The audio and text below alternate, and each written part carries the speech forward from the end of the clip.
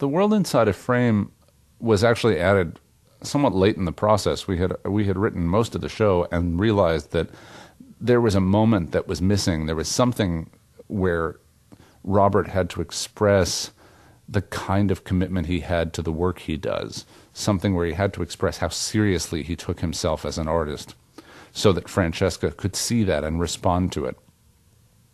And so The World Inside a Frame was very much a song about taking your work seriously, about discovering who you are inside the work that you do.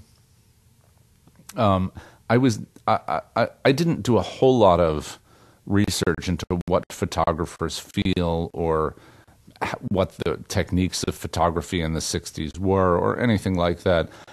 Much of it is just intuition on my part. And after I wrote it, I ran it past a couple of photographers and I said, did I say anything that's going to make you roll your eyes? And they said, no, I think we're good.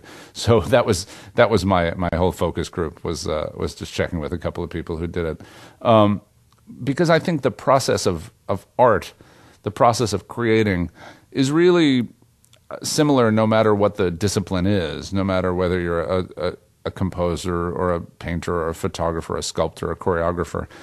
There's a thing that helps you to see, and once you discover what that thing is that you need, you have to give yourself some boundaries. You have to define what is at either end of this story you want to tell. And without the boundaries, it's almost impossible to make any art, because you could do anything. It doesn't really matter.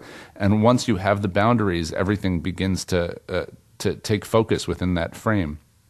So that was the most important idea that I wanted to communicate in the song, not so much about how to take pictures.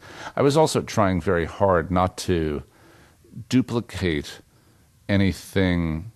You know, there are a bunch of musicals that talk about the life of an artist, and the best of them and the most detailed of them is Sunday in the Park with George. And he talks a lot about color and light. There's an entire song called Color and Light, but he talks about it throughout the show, about the importance of the light.